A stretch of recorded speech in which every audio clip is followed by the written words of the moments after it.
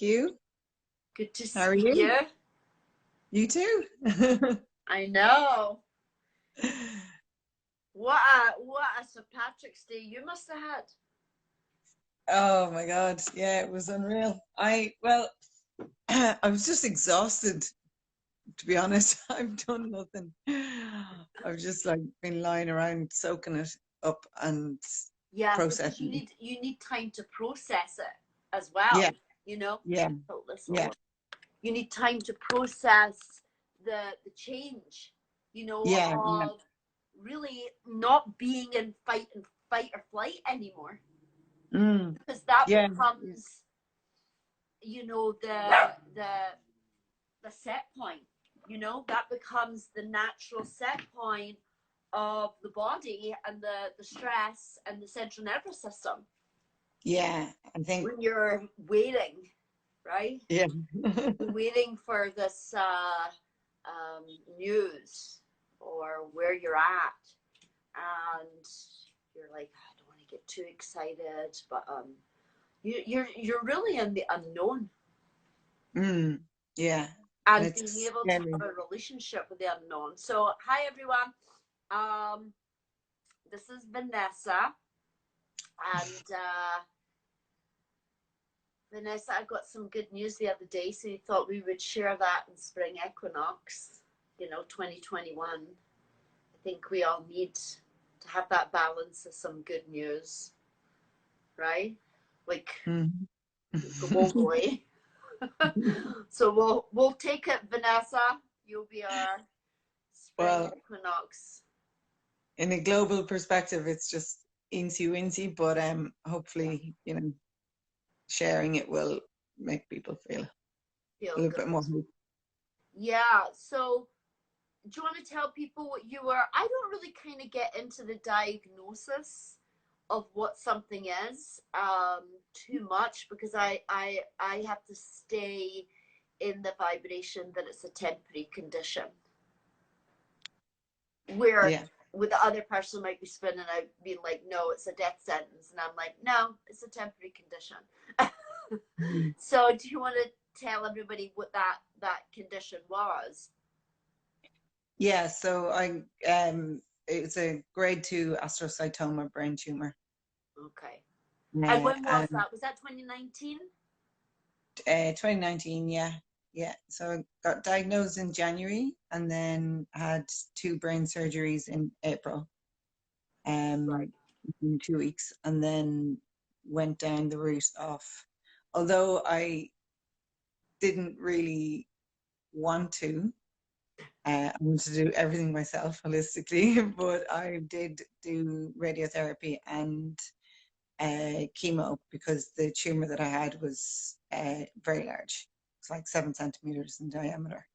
Wow. So I just decided to combine the two, throw everything at it. 2 little kids, and I was like, my son was just 5 months old at the time, so I was on maternity leave, and just decided to, yeah, give it everything to him. And then we connected. Was it the September of 2019? No, 2 weeks after my surgery, one of the first things that I'd So done that was would that have been the April? April. Yeah, April. yeah. Yeah. So I think I think I was still dosed up on steroids and painkillers and whatnot, but I couldn't sleep at about 4 o'clock in the morning one night, and I sent you a message saying thank you for your part in the Heal documentary, because that I'd watched that after I got diagnosed, and that kind of changed my whole perspective. Let's speak of that, because I think that's a really interesting. Because there's some people that watch it that have they're like, oh, I knew my health was important. I knew that my emotions were contributing to me feeling like this. And then there's other people that have just recently been diagnosed, and also there's also people that were diagnosed 5-10 years ago, and then they watched it and then said, well, I wish I had known that then, but now I'm on the path. So talk a bit about, you know, were you just watching it on Netflix? Yeah, like obviously I was in turmoil and I was Yeah. trying to browse through Netflix and saw the word heal and I was like, okay, I'll give this a go. And I'll literally take it. yeah, I'll take it. Every bit of it just I really connected with. I was like, this just makes so much sense. So I was delighted to have something to focus on that was, I don't think I would have found that um, pure belief, myself by reading or whatever. It was just how it was all Yeah, put together. and that's the fabulous thing about what Kelly has put together, the Mm-hmm. director, and she was also on this journey of people asking her, "Oh, how do you stay so healthy? Well, how are you?" And she was just reading ferociously so many books and on her own journey Hmm. and really thinking, wow. And even Elizabeth's story, where she had had cancer, but she also did yoga, she meditated, and that really spoke to Kelly. And she decided to, just put, when friends asked her, I'll just tell them to go and watch this documentary I made. So it Yeah. was really a kind of consolidation of everything that she had come across here in Los Angeles, the city Yeah. of the what's going to be in the next wave over the next 10-20 years, right? Yeah. And she basically put all of this together. So yeah, it did save you a lot of time looking through all the books, and trying to read when you've got a brain tumor is not really the best thing, right? Yeah. So when you're kind of in that space and you're watching heal and you're 2 weeks at surgery of a brain tumor, what is it that's kind of going through your mind? Like light bulbs are kind of going off. What were the light bulbs that went off for you?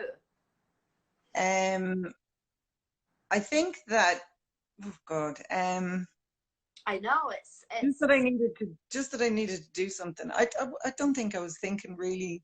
I yeah, was just, I was just reaching out and I was feeling very like, because in the run up to surgery, I had literally lay in my bed doing Deepak Chopra meditations for all day and all night, just trying to get into a sense of calm and understand the whole thing. yeah. Um, and then when I watched the documentary, there was a part of it in particular that you were in, and I was like, yeah, that EFT looks all right. Like, I, um, because I suppose I'd gone down different routes of meditation and stuff before, but I was like, want to get to the core of it, which anyway, I won't get into that. But I think it was just, yeah, and I really just wanted to say thank you. So that's when I sent you that message, and you said, let's make this tumor disappear, and I was like, all right. And I woke up the next morning, and like this was 3 in the morning because I couldn't sleep. And I was just like ecstatic, absolutely ecstatic. I was like, right, this is it. Whatever happens next. And I didn't really, and then we had an EFT session, which was like an exorcism of sorts. It was like, Well, the reason why I created dynamic tapping was because yeah, I was getting so many messages that were saying to me, I don't know what you're doing, but I've done tap in for years and I'm not getting the experience that that woman had, and I want that. And I think, and why you're calling it an exorcism, and I'm sure many of my students and people that have had work with me would agree with you, it is like an emotional exorcism, mm, because I I make you unpack it beforehand, yeah, and I don't tread lightly. I don't go mm, in there like a bull in a china shop, but I'm not into ambushing people mm, of, oh, let's see what comes up in the session, right? Because I'm yeah, highly intuitive and I'm highly empathic. and telepathic. So when someone is telling me that they have X, Y, and Z, and they haven't really unpacked any of their, what are the emotional contributors, we unpack that together with that email exchange that we did, and I will open up parts of the email that I feel have a gravity or a denseness that I'm like, oh, what about this line here? Or what about this part that you've missed out or brushed over? Because I think there's something there under the rug. Yeah. And you're like, darn. You know? And then, and I let people process that email exchange in, some people process it in 2-3 days because they're like, listen, I know what my stuff is. I've been to therapy for 10 years. Or they're like, I know what my stuff is and I'm up against the clock. Yeah. Like yourself. You've got no time to kind of dance around it. You know, once I had this lovely lady who many years ago I worked with who had pancreatic cancer, and she watched Heal, and the first thing she said to me, Shun, you were much nicer to that lady than you were to me. And I said, well, because she's not got pancreatic cancer. Yeah. And we have to turn the boat around quickly. You know, because it's going over the edge. And we need to know what those big contributing factors are that we need to collapse with no judgment and no, it's really just collecting data. Just give me your data. Yeah. And I'll sift through it, and I know that this is the part that the data is corrupt. This is the part of the data that is contributing to the physical imbalance. And then the Reiki was. Oh yeah. You knew you suggested I do Reiki, and I thought that was just great then, because I then had the tools to. Yeah, look, when people are going through what you were going through, you can't go to Reiki sessions like once a week, twice a week. Yeah. You know what I mean? You need to have that faucet running all the time. You know, you need to have it going to bed, getting up in the morning, Reikiing the kids, Reikiing your food. You need to be basically all in. So that's why I had suggested that you do your level 1 to kind of get you tuned into yourself, attuned to you. This Vanessa that you kind of slowly drifted away from, that you've started to kind of go back to through your art, through your making of things, and you know, your own creativity. It's not just about always looking at what's wrong, right? It's also about why am I not doing those things that I loved doing, the expressions of myself, and getting you kind of getting the boat starting to kind of go towards you again. And that was great. It was, and we did it via Dublin because we're non-local, as they say in physics. You know, we can, you know, I can attune you here in Los Angeles and you being attuned in Dublin. But it was really interesting because I used some students that day to be my proxy. And here in Los Angeles, I don't just teach the path that I'm using. There's Rosa saying hi. She was the one that was your. Do you want to join, Rosa, and tell what that was like for you? Because for them, they're using it to be on their creative path and believe in themselves. As you know, Sam as a comedian, Rosa as a designer, you know, and a costume designer, and really believe in themselves and kind of get rid of all these inherited beliefs and conditionings. And you know, because my community sometimes sees a lot of people who are very creative, because the people that are really in a place that they're using this work for cancer, for other, you know, more kind of serious or have gravity diseases, they don't often see it circles. And it reminded them that the power of this work. Yes.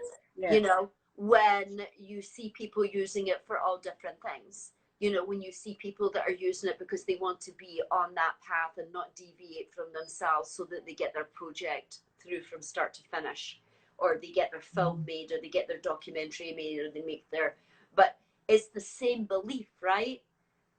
It's the same belief in self that you are having to hold on to go through life without all the naysayers and everything else kind of getting you to deviate from yourself. So yeah, it was, that attunement was really quite powerful for everybody that was involved that day. Yeah, no, it definitely was. It just gave me confidence to, like, I started drawing again, which I hadn't done in years because I've been working in design and moved into the more corporate side of things. And yeah, it was just nice. And I just stopped kind of giving a shit what people thought, whether it was good or bad, you know, whether it was good enough, like you. And usually I was my own worst critic. So just to kind of get back into your flow state again and your enjoy connection, your true connection to yourself through your expression of creativity. You know, I said this the other day to people. Everybody wants to be, you know, love thyself, you know, and believe in themselves. But sometimes I think, you know, and what do you consider now when you look at, when you look at what you ate? Like, say, give us an example of something that you can't believe that you ate, or that you were okay with, that you would never eat now. Most of it. What would I? Well, I ate like plenty of meat, processed foods, sugar, loads of sugar. You know, like I was great for eating salads and protein bowls and, you know, all the healthy foods. But I'd also binge on loads of bad foods as well. And I think in general, just my immune system, like over the years, my immune system, although I would have appeared healthy, my immune system was probably quite low. So between burning the candles at both ends with work and kids and having busy weekends and stuff like that, like I was never letting my body rest. And I've had this tumor, the surgeons reckon, since way back. They can't even tell how long. But they said it was so. And this is what people don't realize, that it can be there for 20 years. Yeah, exactly. It's just like depression. Depression doesn't come on someone overnight. It's like a little grain of sand a day that it shifts to feeling, you know, out of sorts, not feeling myself. I'm feeling a little down. I'm feeling a little down in the dumps. I'm feeling a little, and that lasts over a period of time. That then the person is in a place, sometimes a place of despair. Yeah, exactly. So yeah, no, I got loads of great advice. I worked with a herbalist who gave me lots of advice and a really good tonic, and started taking supplements, and just loads of meditation, mindfulness, Reiki, what else was I doing? And then trying to exercise. Like, that's been the tough one, because I think that's tough for everybody right now. So I wouldn't. Yeah. I think everybody's like kind of crawled out of winter like this. Yeah. Like, it's now spring. What happened? Yeah, You know, I just went on a cleanse. I do a cleanse around every equinox, and sometimes I'll do it at the summer solstice as well, because it's a lot easier, you know, at the solstice to eat a lot more fruit. And you know, I take out the caffeine, I take out the sugar, teas, everything. And it's, you know, I'm not going to kid you. I don't, you know, it's not pleasant. You feel as if you've got like a little axe in your head for at least 2 days. It's but as everybody has their own reset switch, but definitely taking out the sugar is one of them. yeah. And when you take out the sugar, you realize how much sugar you're consuming. Oh my God, yeah. And how horrible it is when you, well, not horrible, like still, when you taste something that's really sweet, after a while, your taste buds change so much Oh, that, completely. I mean, I was absolutely addicted to chocolate, 100%. Galaxy Yes. bar, you know. But also the chocolate is also emotional. You know, Yeah. chocolate, when people have a breakup, you know, that's the thing, is the chocolate, right? So, Mm. oh, I'm going to eat all this chocolate, I'm going to eat all these sweets because I'm emotionally tranquilizing with sugar. And it's definitely something to consider at this time of the year, to remove the sugar and look at how much you're consuming, because the molecule of sugar is actually got spikes on it. Mm. And when, you know, someone does have cancer, that's the first thing that they do, is inject sugar into the body, and it goes there like a sugar monster to eat it. So over even going to like children's foods, you know, there's sugar, fructose, all of these things that they put in, and it starts with the children's foods. So people are sometimes addicted to sugar since they were babies. Yeah, yeah.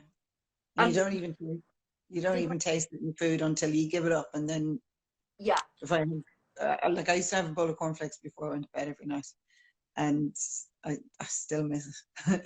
But it's really, cornflakes is really, really sweet, and you don't very, realize until you stop eating sugar how sweet some foods are. yeah, yeah. Yeah.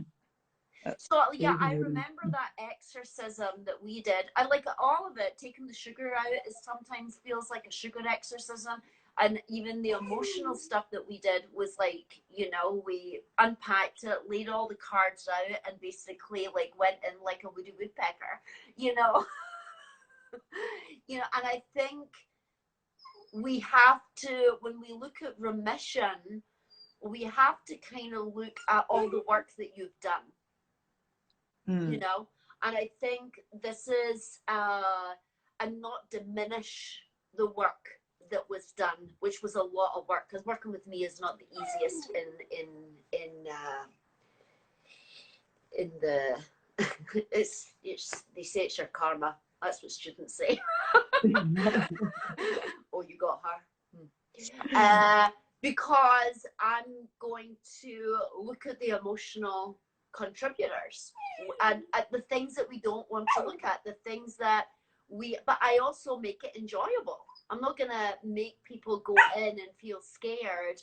You know, it's an empowering thing for me to be like, we're going to go in there together. And also choosing the person that you're doing that with is Mm. also important to say, because sometimes when it gets hot in the kitchen, even the healer has to be very clean in where they're at, because if it's bringing up stuff for the healer, sometimes they'll start to shut it down. Mm.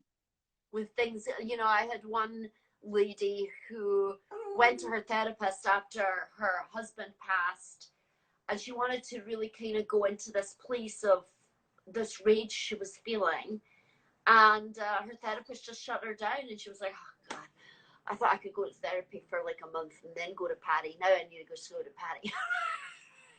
Because the therapist didn't want to go into that rage. Yeah. because it can also take a long time as well. Pardon? It takes a long time. Like, I mean, again, I won't go into No. you know, why I would have been stressed or anything like that, but they, you know, when you're stressed, it affects your immune system, and you know, different types of therapy and stuff like that are great, but you can spend a lot of money and a lot of time trying to go down that route. I think also the stress is to me an umbrella term. No. It's an umbrella term for many different things.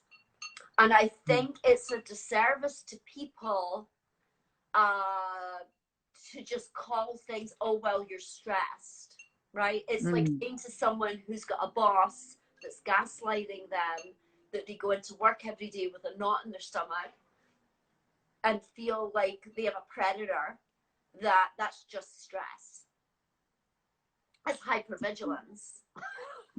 That's, you know, being hyper anxious. That's hyper it's just an overload in the system, but we seem to just put it down to stress. Or, you know, I have a mother who's a narcissist that I have to take care of. Oh, well, you're just stressed because you're looking after someone in your family. And you're like, yeah, but you don't know the dynamic here, because it's just putting this umbrella term of stress. And that's what we got into, and that's what I get into with everybody, is the vagueness and the ambiguity around words. You know, this vagueness and ambiguity to use words like stress and anxiety, when to me anxiety is a byproduct of something that is happening and occurring that you do not want to identify yet, or can't identify, or not willing to identify because you think it's going to be too much, or you think, well, what's the point of identifying that, because they're just going to tell me to let it go. Yeah. And then I don't know how to let it go. So I feel as if I'm just chasing my tail. I think that's where energetic work comes in, because it actually physically releases it from your body. Like like the stress of being a new mom at the time would have been, you know, I didn't know it, I didn't feel, I didn't vocalize it, but it was really, really stressful, the lack of sleep, all that kind of stuff. Like, so you're able to release that without... Would you even say that would you say it was even postpartum? Like, I think most mothers go through postpartum after they have a baby anyway, and I think a lot more people are, I mean, Serena Williams, everybody's been much more vocal of what happens after pregnancy and this mourning period of the self, because it's you're not just Vanessa, you're now mom, and all the different aspects to that, and the overwhelm that comes with that. I think really needs a lot more support. Yeah, I think it's everybody knows about postpartum depression, but it's just almost like postpartum stress, you know. But it's motherhood. It's the stress of being a mother, because Stanley was 5 months old, but I also had a 2.5-year-old, and you know, you're not getting sleep, you've returned to work, you're then on maternity leave, you're trying to do everything at once, and that's all stressful. And you don't have I suppose I didn't have the knowledge to know that having a baby takes its toll on your body and on your mind. It brings all the joy in the world, of course it does, but it's a huge impact on your health as well. And a lot of people don't really recognize that, I think, how tired because it's not really afterwards. You're looked after, you know, after when you're on maternity leave and you have time to rest. It's more like returning to work and getting back into normal life, and then managing the day-to-day requests. I think you've nailed it there when you said getting back into normal life, because nothing is normal for you now. You know, you've just birthed a human being, and you've got to kind of skip back in a job, you know, being like, nothing's changed. When you completely have transformed. Yeah. They're all doing the same thing, but oh, what did you do on your time off? Oh, I built a human being from a one-cell organism into a trillion cells, every organ simultaneously, while reading a few books, and then I birthed it. You know, you're like, okay. I think the diminishing of that aspect of life and how we all come into life is and honoring that and respecting that is something that is going to come with this movement of the feminine, and understanding and putting the mother at the center. Yeah. Because we all came from a mother. And the dads are pretty good, honoring that the same way we do people that you know, that are coaches, that are executives, that are everything, really kind of like, wow, having that realization in yourself.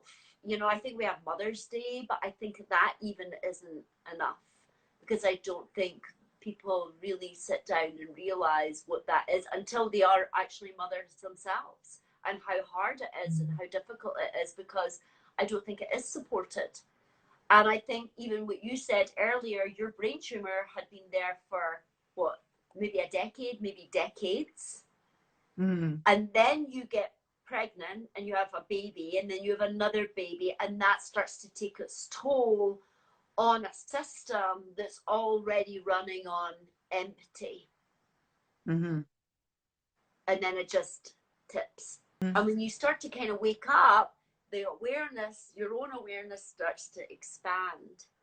And just like you getting back to your drawing. Yeah. You hadn't done for years, which I have mine, thank you, with my little hummingbird. That you beautifully drew for me, because it's important for people to understand that whatever your proclivity is, whether you're, you know, love tap dancing and you haven't done it for years, or you used to love to draw, or you used to love to sing, you know, not because you were going into pop idol, because you just like to sing, that's actually part of your inbuilt system, right? That's part of your programming that you came in with, right? That's why when you take your kids, right, you're taking them to tap and ballet and all the different things to see what their leanings are, right? To see what activate. You're like, oh my goodness, why are they so good at that? Right? And when you start to see what that is, they have some kind of connection to themselves through this drawing, singing, dancing thing that they do, whether it's in movement or in speech, or in sometimes it's kids that just love to read, right? You can see that when you're watching when I'm watching the kids, they're when they get into their flow state, they all of a sudden stop needing you or wanting you. Okay, cartoons does that too, but but you can tell that they're just in their own zone, and that's them being them true selves. And I think so many people myself included, had kind of forgotten what that was like, just always trying to do things, get things done, rather than actually just enjoying it and doing what you did love as a kid, which was, you know, for me, it was art and crafts, making things, you know. But when you see, it's lovely, like you said, when you see your kids doing that, you realize, and that's what you want to nurture in them. It's but also nurturing that's also a sacred space. Yeah. That, because what happens, I think, in society is, and I think you beautifully put it there about being needed, right? You're not needed. So if I have my own thing going on, if I have my own lane, I'm staying in my lane, I'm doing me, I'm doing my thing, then other people don't feel needed.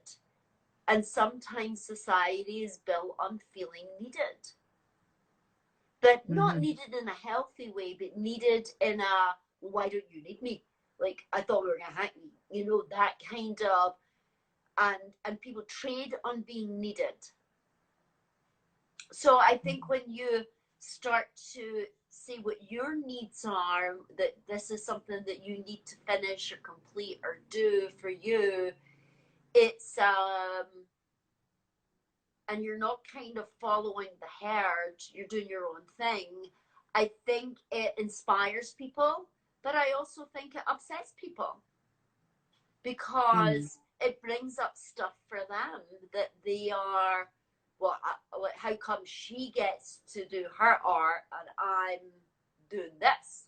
And you're like, well, because she made a conscious choice to follow that and go through all the naysaying and all of the people, what are you doing that for? What are you doing that for? Yeah. Like, you have to justify why you're playing. Like, you don't turn around to your children when they're in the zone and say, what are you doing that for? Because I like it. Yeah. Like, it's not seen as valuable, I think, you know, when adults yes, play. but I think it's becoming more valuable. It is, and I think that COVID has kind of helped that as well, because people are getting more creative with their spare time, or even if they've only got 20 minutes in the day, what can I do that's going to actually give me a little bit of joy, because I'm sick of cleaning the house and looking after the kids and whatever. It's like, you can't, we used to go out and socialize. That was my, you know, that was my release.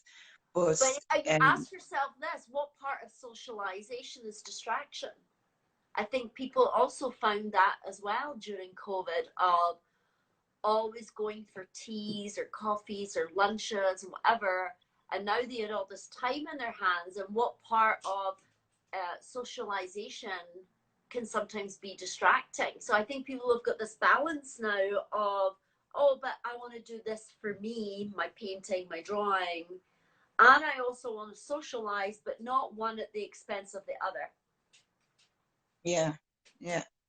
Because we are human, we like to gather, and we and also prioritizing what and who we want to gather with. Well, I think they like, my sister runs this thing in, she lives in upstate New York, and she runs art workshops, and she does a paint and sip night, and that, I think that's the perfect combination of both. You've got like-minded people, you're having a glass of wine if you want, you're socializing, and then you're all creating and inspiring each other as well at the same time. Exactly. And I think we used to do that a lot more. And we have, we're going to come back into that space, I think, you know. I think we do it in a form of, exercise here in the West. You know, we get together to exercise together. But, you know, like in the days, there used to be salons, there used to be things that people would exercise their mind or exercise their ideas and their intellect, and, you know, and I think that's definitely, things are going to get a lot richer at the gatherings of people, because I think people won't take it for granted. and they'll want to spend time with the people that they want to spend time with. Yeah. Right? Yeah. Rather than just feeling this agreeable obligation to hang out. Mm-hmm. Right? Like there's the hang, but it's going to be the hang of like in a kind of deeper way of who do you really want to hang out with. And yeah. And there's going to be a richness in that. I think that there's going to be next 2-3 years a lot of things kind of coming. Yeah, it was great. I was going in expecting them to say stable, which I would have been happy with because that's all that they expected. And they I really like my neurosurgeon. He reminds me of Dr. House in the old program House. He's quite eccentric. I love him. And he really says it like it is, and he never sugarcoats anything. So you know that when he's saying something that he is, going to tell you the truth, basically. But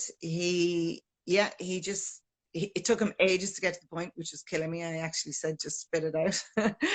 He was talking about something random, and he showed me the scan, and he said, yeah, so basically there's no sign.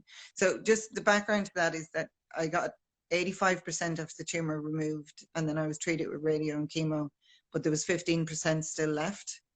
So when I was initially diagnosed, they said to me, we can't get rid of this. We can only stunt it from growing. He said, we can't get rid of this. We can just buy you time. And that's stuck with me ever since. And then I came on and said, let's make it disappear. And then I was like, okay, I'm getting in touch with you, obviously. And I believed that we could, and I'd heard enough success stories to believe and hope. But obviously along the way I lost faith plenty of times, and in the run up to this scan I was so full of anxiety. Like I'd been getting really bad headaches. Like, see, I can't look at a screen for too long, or I can't exercise, I can't drive, I have problems with my vision, lots of things. Hopefully. I have lots of things that I can't do, and I was getting really bad headaches, especially recently, and I was convinced it was the tumor growing back. And it was especially nice when he said that there was just no sign of it. He said there's no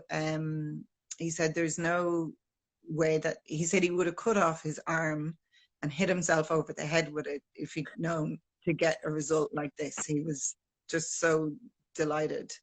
And like, that was huge, obviously. And he said it brings joy to them as well to see that result. It shows them possibility, and then they ask you, what is it that you're doing? Just keep on doing it, But they didn't ask me that.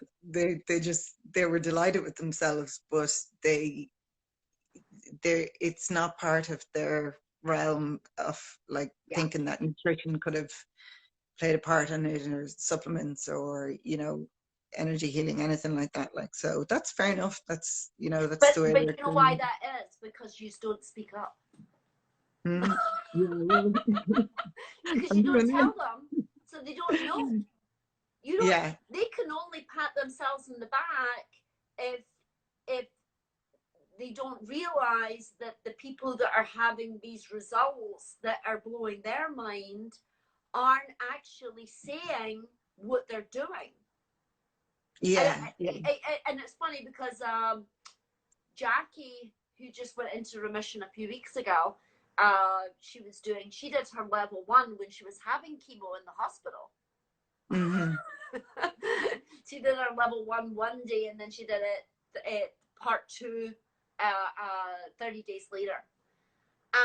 But she, kept telling them, they were like, wow, we've never seen results like this. Just keep on doing the stuff that you're doing. And she was actually doing Radical Miracles workshop, which was a lot of tapping, you can imagine, while she was having another chemo session.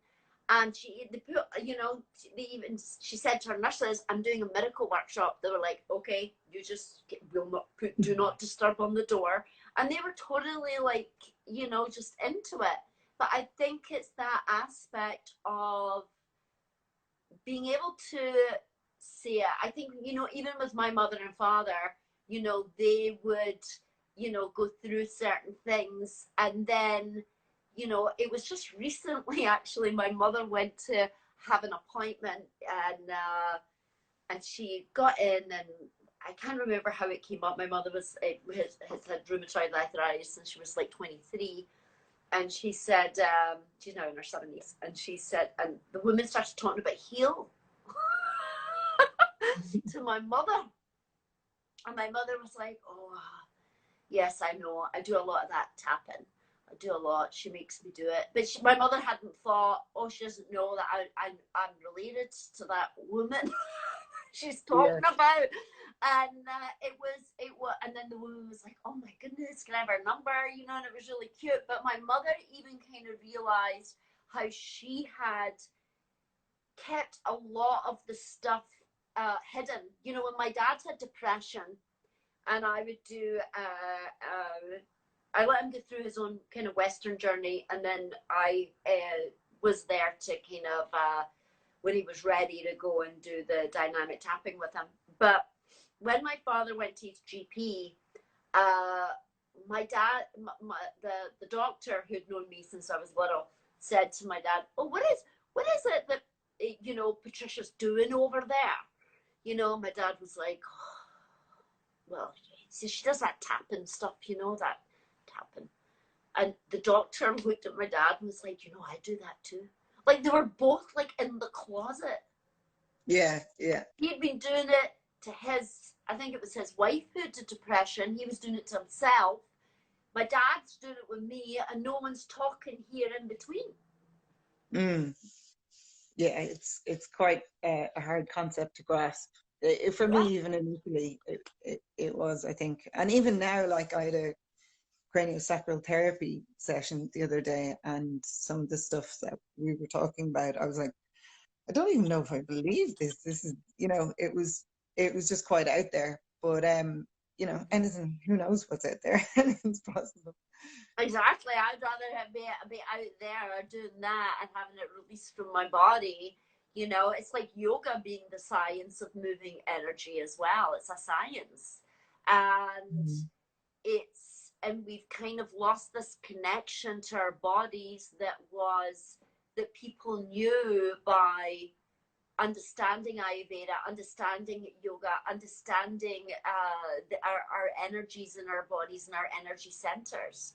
So I think now, you know, this, I see it both coming together as in both science and energetics, you know, not being one or the other, but both being used simultaneously. And I think it's great because, you know, you couldn't navigate that whole space of what you knew, right? You were connecting into, I know what I need to do and what I need. And then universe sends you what you need to kind of delve into. And that knowing is overwhelming. Yeah. Right, that knowing in what that is something that I like to dig into even more of, like, what else do I know with this level of gravity? It's the same thing with energy. It's understanding our own energy first, and that's what level 1 really is about untangling your energy with other people, with society. To be able to have that energetic awareness of when something just doesn't feel right. And even with your children, you know, entrusting that to a child to say, if something doesn't feel right, feel, right? So at the heart chakra, it's that feeling space. If something doesn't feel right, run.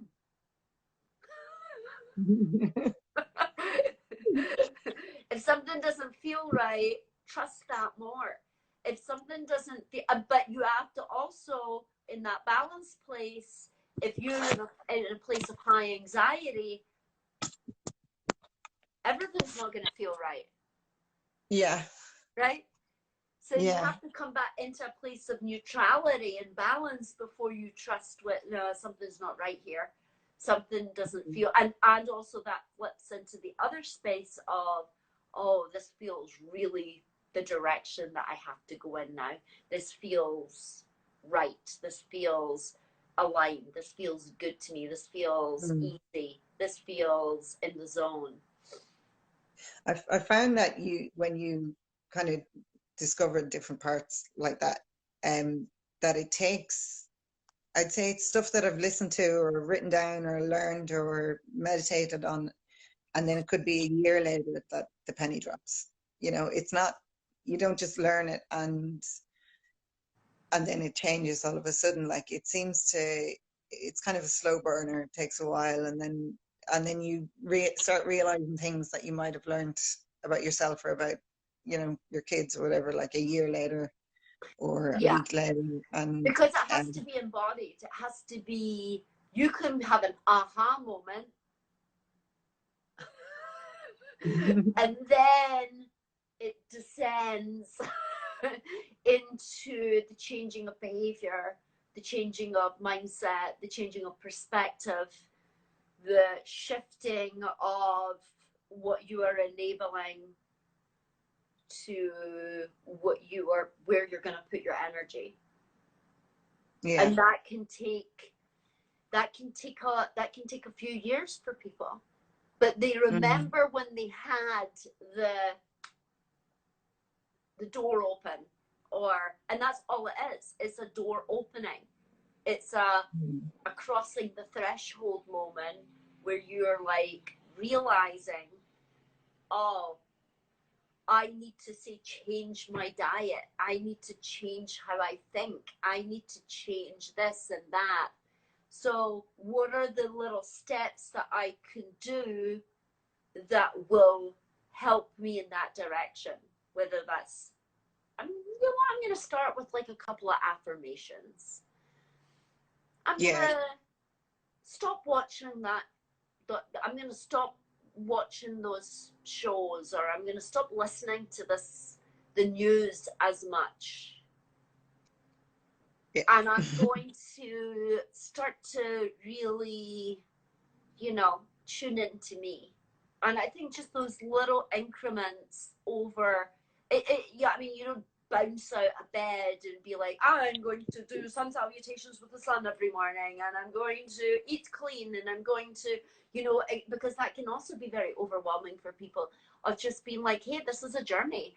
It might take you 5 years to come off a coffee. It might take you 2 years to really settle into your meditation practice.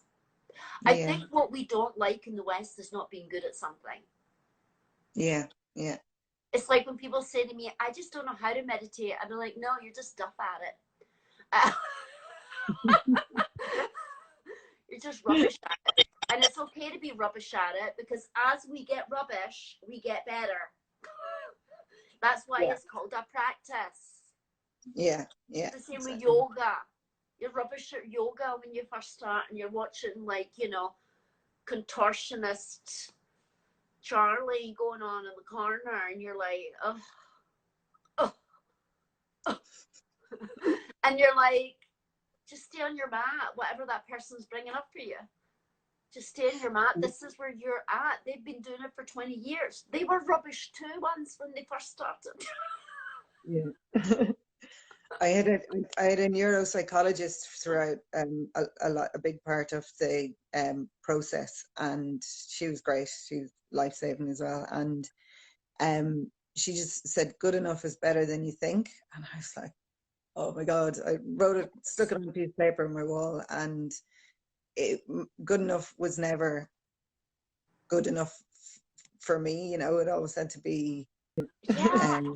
I had a neuropsychologist throughout a big part of the process, and she was great. She was life-saving as well. And she just said, good enough is better than you think. And I was like, oh my God. I wrote it, stuck it on a piece of paper on my wall, and good enough was never good enough Oh, it's for good me, enough you now. know. It's good enough. I can do it, and I'm joyful that I can do it. But let's work on stuff that I can't do. And to know it's not linear as well. Like Oh, one thing is healing isn't linear, and even practicing a hobby or art or yoga, you might be able to do it one day, and you know, one step forward, two steps back. That's the way my last 2 years has been. It's, you know, yes. morning I jump out of bed and I'm like doing exercises and looking out at the trees, going, "Yeah, this is it. I'm finally over it." And the next day I'm in bed for the day, probably because that's it. If you don't if you don't analyze it, like I started making because I can't spend as much time as I'd like to on a drawing, and I can't look at a screen, which would be my design and photography. I started making earrings, and like I can literally make 2 pairs a week. That's my capabilities at the moment. What about sculpture? It's kind of, well, that's what I was just gonna get at. I think They're that's what tiny. you're going to say. I saw it the other day on your page when I saw the earrings. I was like, oh, I think she's going to get into sculpture. It's very freeing, and you can really just sit down and create something in 20 minutes, which is great. But I called the name of the project All Charms Fly. And the reason I call it that was because it's a line from a Keats poem, is all charms fly at the mere touch of cold philosophy. And I think that kind of summed up the last year, and it summed up even me doing my art projects and stuff like that. Is like, if you start analyzing something, you take away the spirit of it. So every pair of earrings that I've been making is, I sit down and I start it and I finish it, and I don't decide what I'm going to do before I do it. And it just, if it happens, it happens. It's inspiration. It's divine inspiration. It's enthusiasm, which was always coming from that connection, which was from that divine essence, that energy, that oneness. And that doesn't work through the putting down a program, putting down a book, putting down, like, you know, there's certain times that I can sit down and write one of my books for like 10 hours, and there's other times that it's just not there. And everybody who's creative has to, they understand that flow. And I think it's the same in life and I think when you start to kind of do your own thing, and you start to kind of really tune into that, and you're not some person working to such deadlines, right? I think deadlines are important, especially like for creative people. But I think when they become manufactured deadlines, it kills the creativity. Yeah. Oh, definitely. And I think, you know, even like people like Adele, you know, so I mean, she was like, oh, I'm only going to bring out an album every 4 years. You know, because she didn't want to kill that connection of being in this churning out. And even Bon Iver, you know, the singer, when he got really successful, he killed the band and called himself something else, because the pressure was killing his connection, was killing his creativity. So he disbanded the band. Created another one that no one knew it was him. Well, the people that knew it was him knew it was him. But he just didn't want that following. And I think this is such a beautiful place that we're in as artists. And I think everybody is an artist. I think everybody is creative. I think everybody came here to create something, whether that's creating the vaccine, to creating earrings, to creating ideas, to creating awareness, is so fantastic, you know. Oh, you just played the cello, Tony. Tony and I worked together many years ago when I was in my past life of fashion. you know, and it's like I was always trying to pull out what was the genius inside something, inside someone. And back in the 90s, when people really didn't really, it wasn't really believe in yourself, you know, it was believe in yourself and give it to us. Mm. Right? Be part of this conglomerate, be part of this thing. And even if you look at music right now, people are, how do I keep my own content? How do I own my own masters? Mm. How do I, and this is what's so great, like, I don't need to book you on CNN and have this discussion.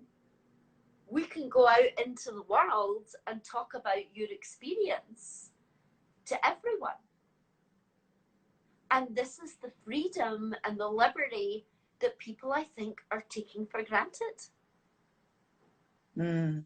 You could have, like, I have artists in Germany and Denmark and people that I work with that they film themselves doing their process, and people love it. They watch them in their studio. They watch them doing their thing. They have Patreon pages where people pay to watch them create something, because then that inspires them. Exactly, and I think this process, this creative medium that is brings people along on your journey, and a window into just the naturalness of it. That's it. And not trying to hide behind it as well. Like, I think, I don't know, anything that I've kind of enjoyed doing, I've done lots of different types of things, but anything that I've enjoyed doing is, you know, like one of my favorite things to do is make get well soon cards, or welcome to the world for the baby next door cards, because there's going to be no judgment on it at all. You know, someone's grateful for it because you've given them. So as well as having the joy of giving them something, they, you know, your art is being accepted just for what it is. It's just, you know, you're just sharing it really. And when you start working to a brief and stuff like that, then that's you don't really get to do that. I do like that as well, but it's a different. It's not art. It's Well, I think also, imagine if you were going to make one of those cards into like a giant poster that people could have, because I know how artistic you are and how beautiful your work is. And out of 100,000 people that are like, oh, I don't like that. I don't like that color scheme. I don't like this. I don't like that. You know, it's irrelevant. Because the person that wants it, that needs it, that buys it, that receives it, that chooses it, it was for them. You didn't make it for the haters. You didn't make it for the people that it wasn't enough for, or it wasn't good enough. You made it, and that magnetism of, I'm making it for me, first of all, and then wherever it goes, it goes. Yeah. And I think that is really powerful, because it's also kind of connecting to this thing that you're doing, and knowing that there's like a trinity, you know, it's like the Triskel, you know, it's like there's you and it happening, and then something else is coming in that's going to connect to it as well. But it starts with you, then it starts with you and whatever it is, going into this kind of duality to bring it into the world and birth it, and then, you know, create it, and then someone's like, just like you have to do with your children, you have to give your children to teachers. Yeah. right? That's the first. Sometimes it's help. It's a babysitter first of all, or you know, a nanny, or giving it to your the grandparents, right? Giving the child away, and then then goes into different layers of that, you know, then giving the child to the teachers at school, at kindergarten, and then giving them to their friends, and giving them to society, and giving them to colleges, and giving them over, with keeping that center. Yeah. And that Exactly. connection. And just the fact that even for children and for people who are ill as well, the importance of art as therapy, creativity, Yes. music, and whether you're good at it or not, or you think you're good at it or not, I think everyone's creative. I think just, you know, like after my surgery, I was in hospital and I was doing these little watercolors, and I still have them. They're absolutely hideous. I thought at the time I thought they were amazing. They were just like, I was like, oh my God, look at this masterpiece. It's literally blobs of paint, but But don't you think like there's someone out there that's gonna look at that and be like, oh my God, that really speaks to me. I don't know why. Yeah, my mom. Right? But whether it's your mom or whether it's like, you know, it's sometimes the wildest thing, you know, you do a piece and you don't like it or you're not crazy about it, but somebody else is like, oh, that was for me. It's almost like a telekinetic kind of connection that you have. And maybe even kind of drawing that you thought was a masterpiece, which it was, because it came out of you at that time, that can never be recreated ever again. Couldn't do one like that if I tried. Exactly, because you're like, wow, that's dense. Well, like, but after surgery, and this was after my masterpiece watercolor, and about a week after surgery, I was still in hospital, and to get a gear of where you're at, they come in and bring you into a room, do this kind of assessment, let's say, neurological assessment.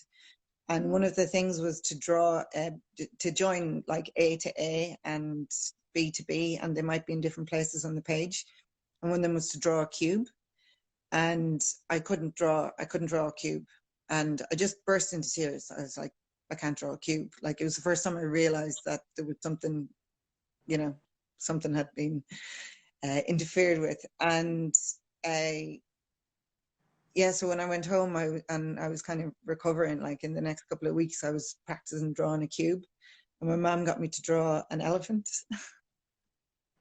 and it's the most bizarre looking thing that you've ever seen. It does not look like an elephant. You could say the same for Picasso. Yeah, true. Yeah. But there was something in that perspective at that time in your recovery from a brain tumor, that you're drawing bizarre, what you call bizarre elephants, or that your mom had said, which is really interesting to go back to and like deconstruct. You know, it's like there's a fantastic artist, I can't remember her name, but she draws with her child. So her child draws the drawing and then she finishes it. And she is a real artist. And it's just, they're the wildest, fantastical drawings ever, because one's came out of a child and the other ones came out of this, you know, wonderful artist. And it just, the two just make this third. Like, and also, you know, this drawing that you've done, really looking at it from a place of, you know, the tumor leaving, and it creating this kind of skewed perspective, because cubes are about perspective, right? And not being able to draw the cube is like, you know, your perspective of, I think, going through a brain tumor gets changed. And I don't just mean the perspective of drawing a cube changes. I think the depth perception, right, which is what you're learning when you're drawing cubes in art, is also the depth perception in life. Mm-hmm. What am I giving so much over to of what all of these people think is good when I like it? Whether you get it or not is something that you can go and discuss in critiques or little critical groups. But I'm just going to keep doing me. Mm-hmm. In this thing that seems to be yourself. bothering you all so much. And I'm going to actually enjoy that it's bothering you all so much. And that you have so much time giving over to dissecting it. When I'm just enjoying doing it. I think the minute you put it out to the public, that's to be expected, and I think that is what art is. I think for me it was more a problem of me not thinking it was good enough than other people, and that's something that, like, I don't know if I'll ever overcome it, but I think that's why a lot of people may think that they're not creative enough, and I think if you just do it for the joy of doing it and not for the finished result, then that's all that matters. Yeah. I think you even doing this today, because I know how much of a private person that you are. I'm not now. I think is you overcoming part of that of you're just good enough just as you are. Just as you are. Like, you know, what's that expression? Like, take it or leave it. Like it or lump it. This is it. Yeah. This is it in its fullest. Whether you want to get your measuring sticks out and your stuff out, and this is, I'm going to enjoy what this is. I think I'd like to teach my kids that. I think that we all need to teach our children that. Do you know the best way of teaching your children that? How? Tell me, please. Is to be it. Yeah.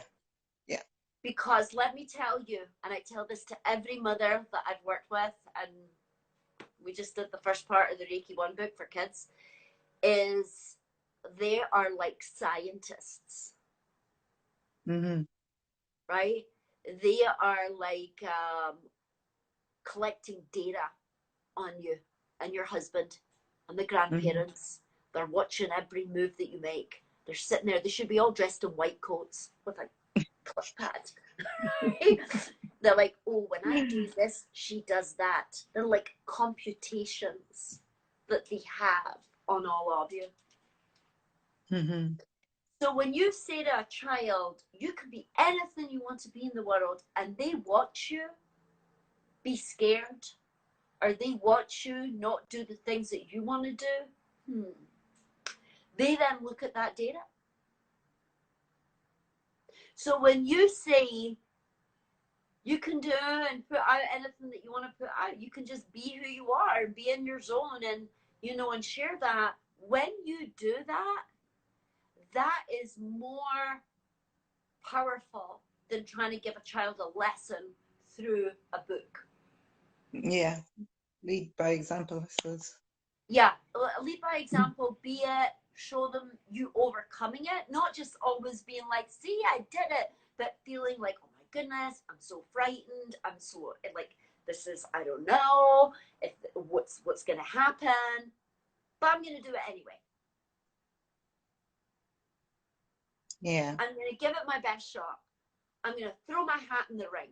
I'm going to go there. When they see that, that's everything. Exactly.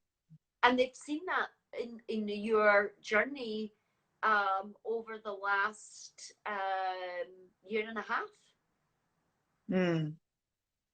I mean, Hopefully we remember. they have also processed this. Yeah.